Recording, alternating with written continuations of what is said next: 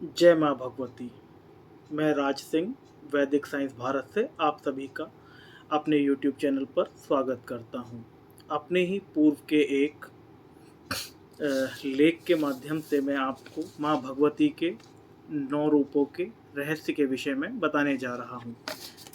आइए प्रारंभ करते हैं। नवरात्रि विशेष। माँ परम शक्ति के 9 रूप। नव दुर्गा हिंदू धर्म में माता दुर्गा अथवा पार्वती के 9 रूपों को एक साथ कहा जाता है। इन नव दुर्गाओं को पापों की विनाशिनी कहा जाता है। हर देवी के अलग अलग वाहन हैं, अस्त्र शस्त्र हैं, परंतु यह सब एक ही हैं। दुर्गा सप्तशती ग्रंथ के अंतर्गत देवी कवच स्रोत में निम्नलिखित श्लोक में नव दुर्गा के नाम से क्रमशः दिए गए हैं। प्रथम शैलपुत्री, द्वितीय ब्रह्मचारिणी, तृतीय चंद्रघंटा कुष्मांडा, चतुर्थम पंचम स्कंध माता सृष्टि कात्यायनी, सप्तम कालरात्रि महागौरी, षष्ठम नवम सिद्धदात्री च नवदुर्गा प्रकृतिताम। देवी दुर्गा के 9 रूप होते हैं। दुर्गा जी पहले स्वरूप में शैलपुत्री के नाम से जानी जाती हैं। ये नव दुर्गाओं में प्रथम दुर्गा हैं। पर्वतराज हिमालय के घर पुत्री के रूप में उत्पन्न होने के कारण इनका नाम शैलपुत्री पड़ा। नवरात्र पूजन के प्रथम दिवस इन्हीं की पूजा और उपासना की जाती है। इनका वाहन वृषभ है, इसलिए यह देवी वृषारूणा के नाम से भी जानी जाती हैं। इस देवी के बाएं हाथ में त्रिशूल धारण किया हुआ है तथा बाएं हाथ में कमल सुशोभित है। यह सती के नाम से भी जानी जाती हैं।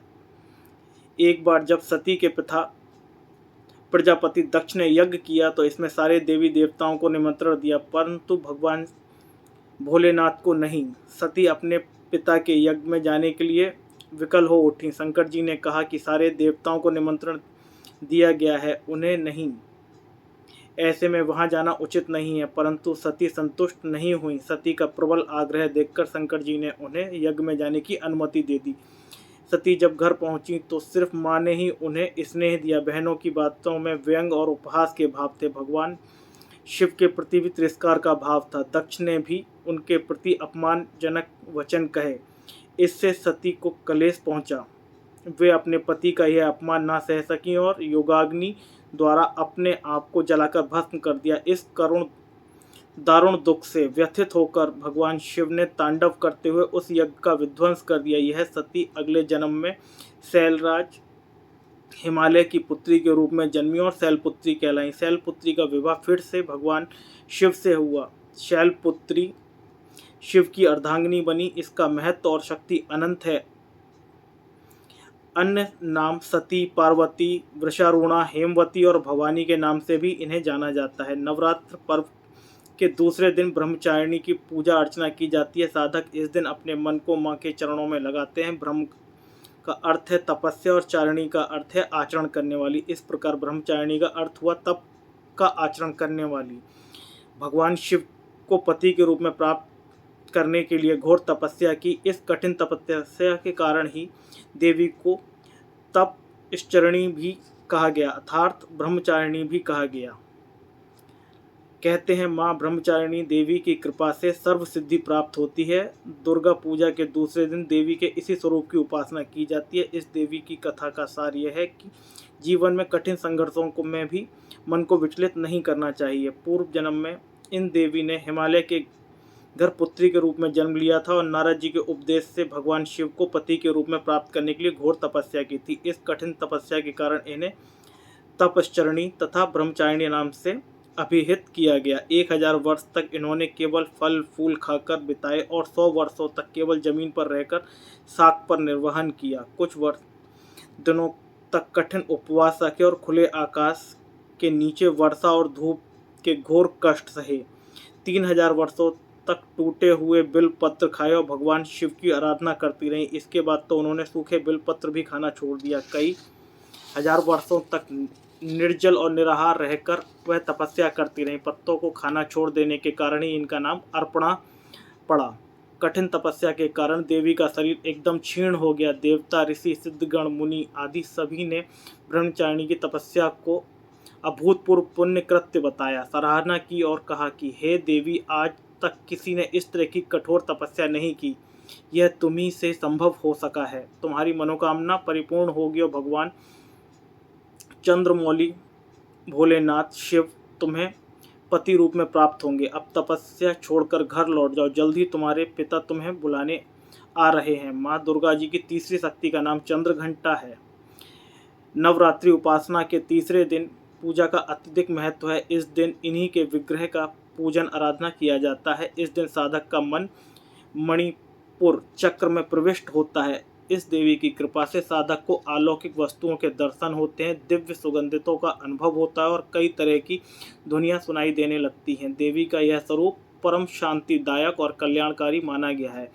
इसलिए कहा जाता है कि हमें निरंतर उनके पवित्र विग्रह को ध्यान में रखकर साधना करना चाहिए। उनका ध्यान करके इहलोक और परलोक दोनों के लिए कल्याणकारी और सिद्धकारी देने वाला है। इस देवी के मस्तक पर घंटे के आकार का अर्धचंद्र है, इसीलिए इस देवी को चंद्र घंटा कहा गया है। इनके शरीर का रंग सोने के समान बहुत ही चमकीला है। इस देवी के 10 हाथ हैं। ये खड़ग व अन्य अस्त्र शस्त्रों से विभूषित हैं। सिंह पर सवार इस देवी की मुद्रा युद्ध के लिए उद्यत रहने की है। इनके घंटे की समान ध्वनि से अत्याचारी दैत्य, दानव और राक्षस कांपते हैं।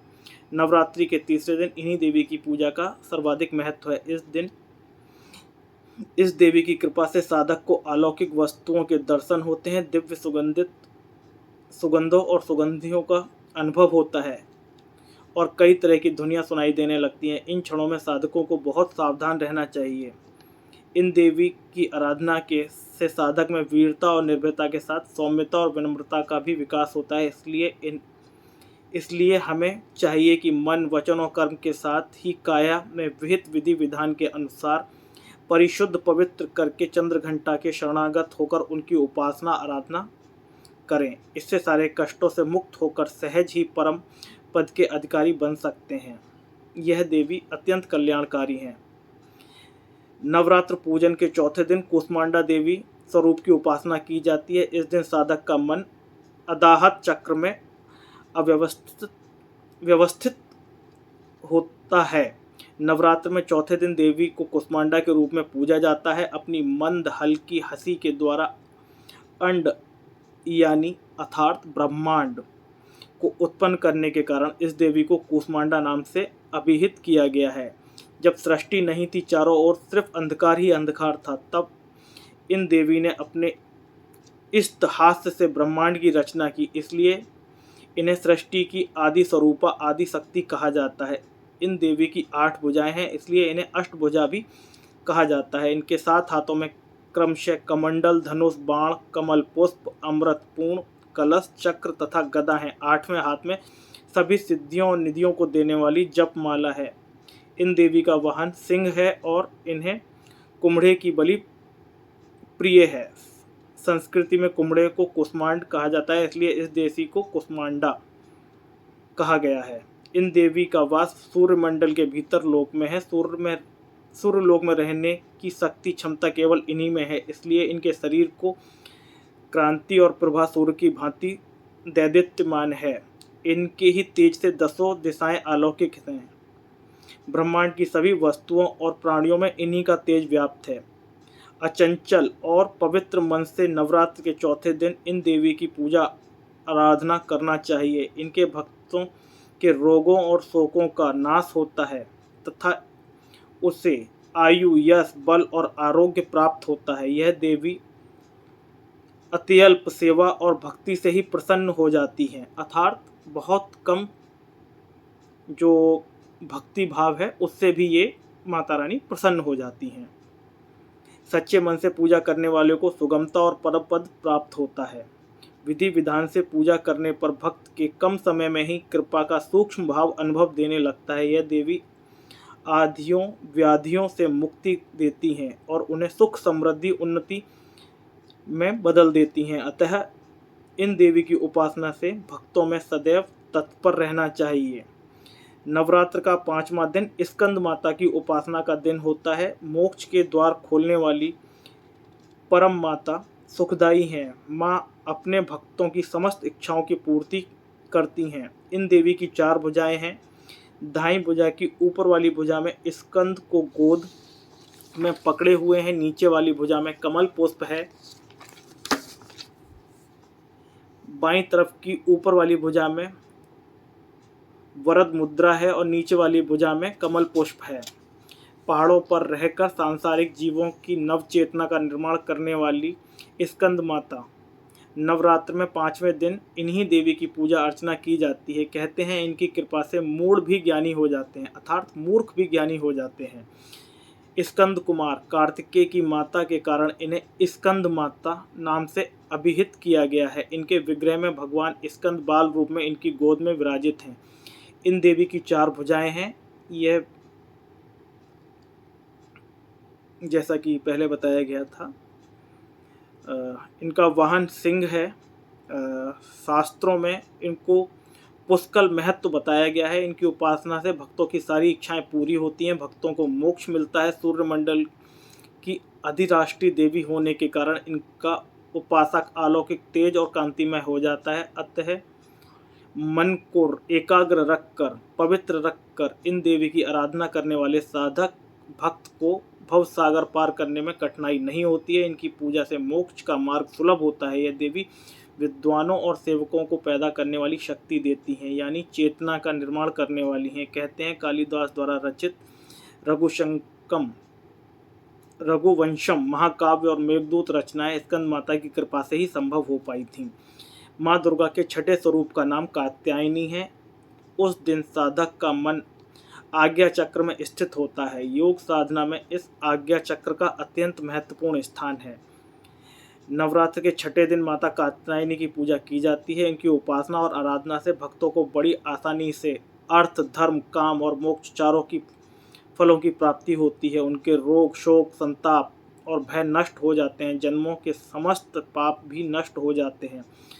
कात्य गोत्र में विश्व प्रसिद्ध महर्षि कात्यायन ने भगवती पराम्बा की उपासना की, कठिन तपस्या की। उनकी इच्छा थी कि उन्हें पुत्री प्राप्त हो। माँ भगवती ने उनके घर पुत्री के रूप में जन्म लिया, इसलिए यह माता कात्यायनी कहलाईं। इनका गुण शोध कार्य है, इसलिए इस वैज्ञानिक युग में भी माता कात्यायनी का महत्व सर्वाधिक माना जाता है। इनकी कृपा से ही सारे कार्य पूरे हो जाते हैं। यह वैद्यनाथ नामक स्थान पर प्रकट होकर पूजी गई थी। माता कात्यायनी अमोघ फलदायिनी है। भगवान कृष्ण को पति के रूप में पाने के लिए ब्रज में गोपियों ने इन्हीं की पूजा की थी। यह पूजा कालिंदी यमुना के तट पर की गई, इसलिए यह ब्रजमंडल की अधिराष्ट्रीय देवी के रूप में प्रतिष्ठित हैं। इनका स्वरूप अत्यंत भव्य और दिव्य है। यह स्वर्ण के समान चमकदार और भास्कर रूपी हैं, अर्थात सूर्य की तरह इनके अंदर चमक है। इनकी 4 भुजाएं हैं। बाईं भुजा के ऊपर वाले भाग में अभय मुद्रा है, नीचे वाले हाथ में वर मुद्रा है। माँ के बाईं तरफ के ऊपर वाले हाथ में तलवार है और नीचे वाले हाथ में कमल पुष्प सुशोभित है। इनका वाहन भी सिंह ही है। इनकी उपासना और आराधना से भक्तों में बड़ी आसानी से अर्थ, काम, लोभ, मोह चारों की प्राप्ति होती है। अर्थ, धर्म, काम और मोक्ष चारों फलों की प्राप्ति होती है। उनके रोग, शोक, संताप, भय नष्ट हो जाते हैं। जन्मों के समस्त पापों का नष्ट हो जाते हैं। इसलिए कहा जाता है कि इन देवी की उपासना करने से परम पद की प्राप्ति होती है। माँ दुर्गा जी की 7वीं शक्ति कालरात्रि के नाम से जानी जाती है। दुर्गा पूजा में 7वें दिन कालरात्रि की उपासना का विधान है। इस दिन साधक का मन सहस्रार चक्र में स्थित रहता है, इसलिए ब्रह्मांड की समस्त सिद्धियों के द्वार खुलने लगते हैं। कहा जाता है कालरात्रि की उपासना करने से ब्रह्मांड की सारी शक्तियों के दरवाजे खुल जाते हैं और तमाम असुरी शक्तियां उनके नाम के उच्चारण मात्र से ही भयभीत होकर दूर भागने लगती हैं। नाम से अभिव्यक्त होता है कि माँ दुर्गा का यह 7वीं शक्ति कालरात्रि नाम से जानी जाती है, अर्थात इनके शरीर का रंग घने अंधकार की तरह एकदम काला है। नाम से ही जाहिर है इनका रूप भयानक है। सिर के बाल बिखरे हुए हैं और गले में विद्युत की तरह चमकने वाली माला है। अंधकार में स्थितियों का विनाश करने वाली शक्ति है कालरात्रि। काल से भी रक्षा करने वाली है यह शक्ति। इन देवी के 3 नेत्र हैं। यह तीनों ही नेत्र ब्रह्मांड के समान गोल हैं। इनकी सांसों से अग्नि निकलती है। यह गर्दभ की सवारी करती हैं, अर्थात गधे की सवारी करती हैं। ऊपर उठे हुए दाहिने हाथ की वर मुद्रा भक्तों को वर देती है। दाहिने तरफ की नीचे वाले हाथ की अभय मुद्रा में है, यानी भक्तों को हमेशा निडर निर्भय रहने के लिए शक्ति प्रदान करती है। बाईं तरफ के ऊपर वाले हाथ में लोहे का कांटा तथा नीचे वाले हाथ में खड़ग है। इनका रूप भले ही भयंकर हो, लेकिन यह सदैव शुभ फल देने वाली माता हैं, इसलिए यह शुभंकरी कहलाई हैं, अर्थात इनके भक्तों को किसी भी प्रकार का भय या आतंक होने की कतई भी आवश्यकता नहीं है। उनके साक्षात्कार से भक्त पुण्य के भागी होते हैं। कालरात्रि उपासना करने से ब्रह्मांड की सारी शक्तियों के दरवाजे खुलने लगते हैं। तमाम असुरी शक्तियां उनके नाम से ही भयभीत होकर दूर भागने लगती हैं। इसलिए दानव, दैत्य, राक्षस, भूत, पिशाच, प्रेत उनके स्मरण से ही भाग जाते हैं। यह ग्रह बाधाओं को भी दूर करती हैं और अग्नि, जल, जंतु, शत्रु और रात्रि भय को दूर करती हैं। इनकी कृपा से भक्त हर तरह के भय से मुक्त हो जाते हैं। माँ दुर्गा जी के 8वीं शक्ति का नाम महागौरी है। दुर्गा पूजा के 8वें दिन महागौरी की उपासना का विधान है। नवरात्र में 8वें दिन महागौरी की शक्ति रूप में पूजा की जाती है। नाम से ही प्रकट होता है कि पूर्णतः गौण वर्ण है। इनकी उपमा शंख, चंद्र और कुंद के फूल से की गई है। अष्टवर्षा भदेही गौरी यानी इनकी आयु 8 साल की मानी गई है। इनके सभी आभूषण और वस्त्र सफ़ेद रंग के हैं, इसलिए इन्हें श्वेतांबरा भी कहा जाता है। इनकी 4 भुजाएं हैं और वाहन वृषभ है, इसलिए इन्हें वृषारूढ़ा भी कहा गया है। इनके ऊपर वाले दाहिने हाथ अभय मुद्रा में है और नीचे वाला हाथ त्रिशूल धारण किए हुए है। ऊपर वाले बाएं हाथ में डमरू धारण कर रखा है और नीचे वाले हाथ में वर मुद्रा है।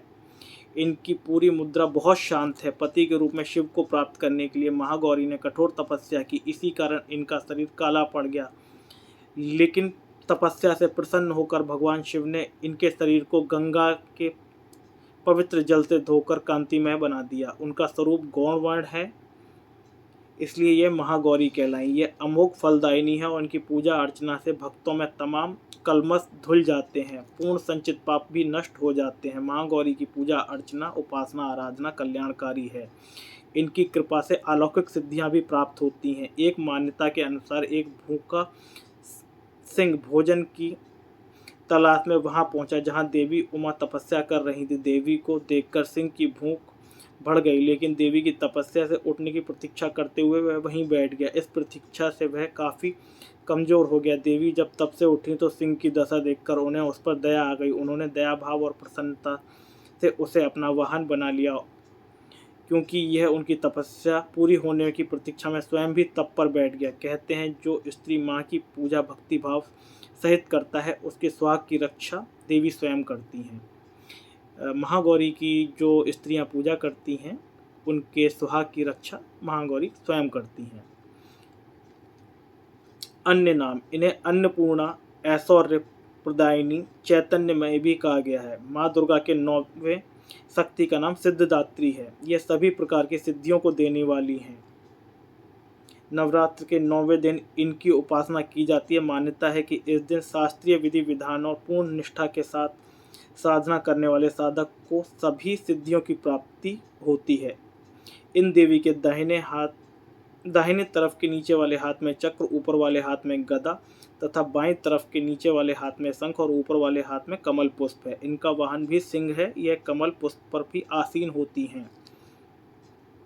नवरात्र में ये अंतिम देवी हैं। हिमाचल के नंदा पर्वत पर इनका प्रसिद्ध तीर्थ है। माना जाता है कि इनकी पूजा करने से बाकी देवियों की उपासना भी स्वयं हो जाती है। यह देवी सर्व सिद्धि प्रदान करने वाली हैं। उपासक या भक्त इनकी कृपा से कठिन कार्य भी आसानी से कर लेता है।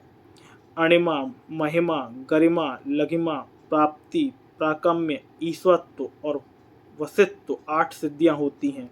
इसलिए इन देवी को सच्चे मन से विधि विधान से उपासना आराधना करने वाले की सभी सिद्धियां प्राप्त हो जाती हैं। कहते हैं भगवान शिव ने भी इन देवी की कृपा से तमाम सिद्धियां प्राप्त की थीं। इन देवी की कृपा से ही शिव का आधा शरीर देवी का हुआ। इसी कारण भगवान शिव को अर्धनारीश्वर नाम से भी जाना जाता है। इन देवी के दाहिने हाथ दाहिने तरफ के निचले हाथ में चक्र, ऊपर वाले हाथ में गदा, बाईं तरफ के निचले हाथ में शंख और ऊपर वाले हाथ में अलौकिक शक्तियां प्रदान करने वाले कमल हैं।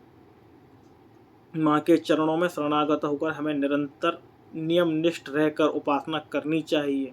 इन देवी का स्मरण, ध्यान, पूजन हमें इस संसार की असरता का बोध कराता है और अमृत पद की ओर ले जाता है।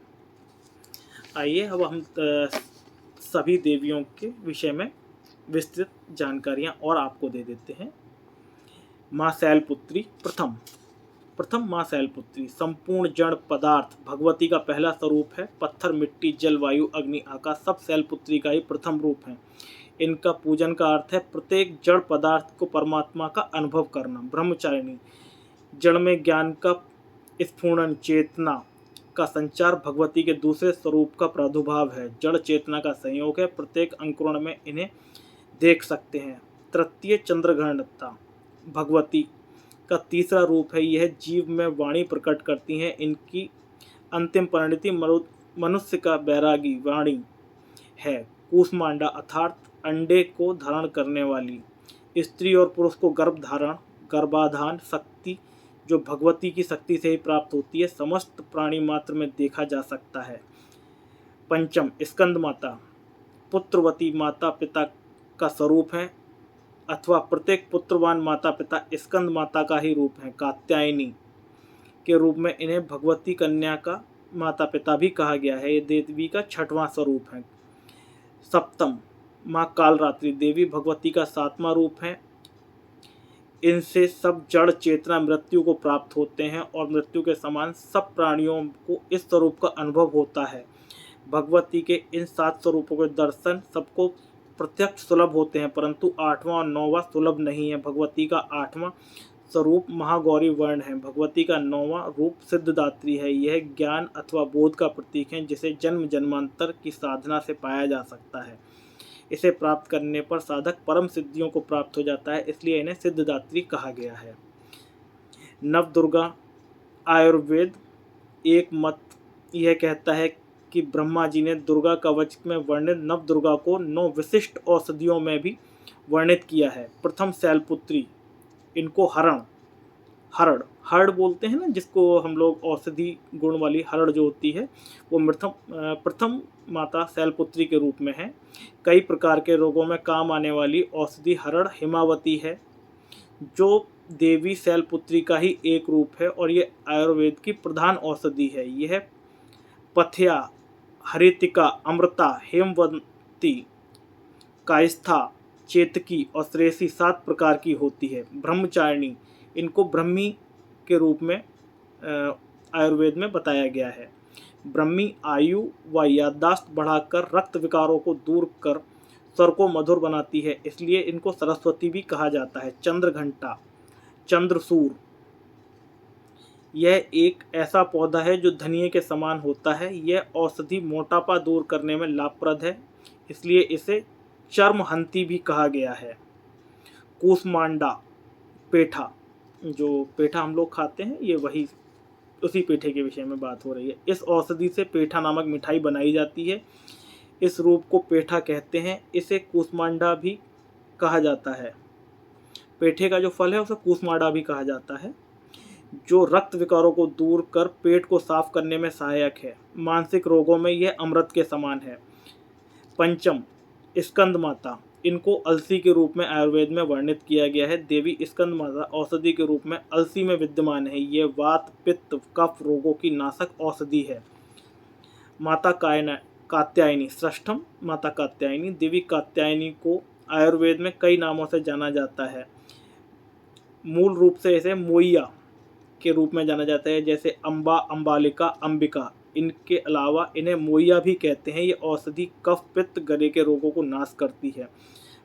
सप्तम माता कालरात्रि, नागदौन के रूप में इनको उल्लेखित किया गया है आयुर्वेद में। यह देवी नागदौन औषधि के रूप में जानी जाती हैं। यह सभी प्रकार के रोगों में लाभकारी हैं और मन एवं मस्तिष्क के विकारों को दूर करने वाली औषधि है। महागौरी अष्टम महागौरी, इनको तुलसी के रूप में वर्णित किया गया है आयुर्वेद में। तुलसी 7 प्रकार की होती हैं: सफ़ेद तुलसी, काली तुलसी, मरुता, दवना, कुड़ेरक, अर्जक और सृष्टपत्र। ये रक्त को साफ कर हृदय रोगों का नाश करती हैं। सिद्धदात्री, नवम सिद्धदात्री, ये शतावरी के रूप में है। दुर्गा का 9वां रूप सिद्धदात्री है, जिन्हें नारायणी शतावरी कहते हैं। ये बल, बुद्धि एवं विवेक के लिए उपयोग की गई है। जो अब तक आपने जाना और समझा 9 देवियों के बारे में, यह जो है हमारा ही पूर्व का लेख है, जो कि संदर्भित है वराह पुराण, मार्कंडेय तथा ब्रह्म संवाद से।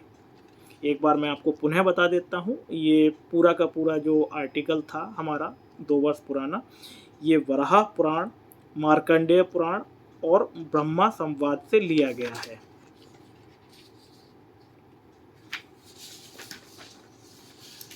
अब हम जो कल से प्रारंभ हो रहे हैं नवदुर्गे, उनमें प्रथम माता शैलपुत्री हैं। उनके विषय में एक छोटा सा आपको उनकी पूजा और विधि विधान और उनका जीवन परिचय आपको बता देते हैं।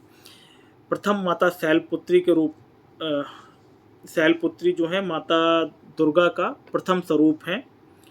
ये नव दुर्गाओं में प्रथम दुर्गा हैं। पर्वतराज हिमालय की पुत्री के रूप में उत्पन्न होने के कारण इनका नाम शैलपुत्री पड़ा। नवरात्र पूजन में प्रथम दिवस इन्हीं की पूजा अर्चना उपासना की जाती है। इस प्रथम दिन की उपासना में योगी अपने मन को मूलाधार चक्र में स्थित करते हैं। उन्हीं से उनकी योग साधना प्रारंभ होती है। वंदे वांछितलाम चंद्र कृत्याम शेखराम वृषा रुणाम शूलधरा शैलपुत्री यशस्विनीम। वृषभ स्थिता इन माताजी के दाहिने हाथ में त्रिशूल और बाएं हाथ में कमल पुष्प सुशोभित है। अपने पूर्व जन्म में ये प्रजापति दक्ष की कन्या के रूप में उत्पन्न हुई थी, तब इनका नाम माता सती था। इनका विवाह भगवान शिव से हुआ था। प्रथम नवरात्र के रूप में इनकी पूजा उपासना की जाती है। इनकी पावन कथा इस प्रकार है। अनंत शक्तियों से संपन्न नवरात्र की पहली देवी माँ शैलपुत्री का प्रथम स्वरूप माँ दुर्गा को शैलपुत्री के रूप में पूजा जाता है। हिमालय के यहाँ जन्म लेने के कारण इन्हें यह नामकरण शैलपुत्री प्राप्त हुआ, क्योंकि हिमालय का एक जो नाम है पर्वत हिमालय का, वो शैल भी है। इस देवी के बाएं हाथ में त्रिशूल धारण कर रखा है, बाएं हाथ में कमल सुशोभित है। यह देवी प्रथम दुर्गा हैं। ये सती के नाम से जानी जाती थीं। इनका एक मार्मिक कहानी है। जब एक बार प्रजापति दक्ष ने शिव जी को निमंत्रण नहीं भेजा, तो इससे व्यथित होकर माता सती ने अग्निकुंड में स्वयं को योगाग्नि के द्वारा भस्म कर लिया था। उससे विचलित होकर भगवान शिव ने तांडव किया और पूरे यज्ञ के साथ साथ संपूर्ण ब्रह्मांड का सर्वनाश कर दिया था।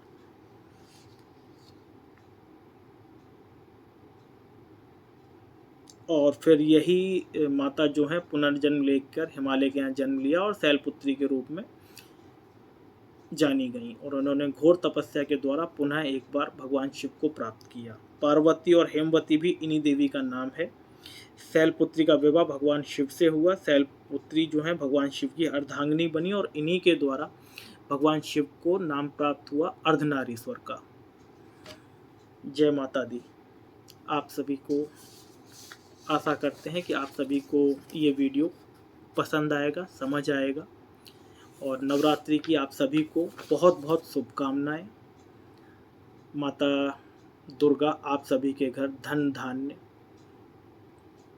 सुख समृद्धि लेकर आए। जय माता दी। आप सभी लोगों से विनम्र निवेदन है कि वीडियो को ज़्यादा से ज़्यादा शेयर करें, जिससे कि यह नव दुर्गा के बारे में जो जानकारियां हमारे द्वारा दी गई हैं ज़्यादा से ज़्यादा लोगों तक पहुंच सकें। जय माता दी। जय भवानी।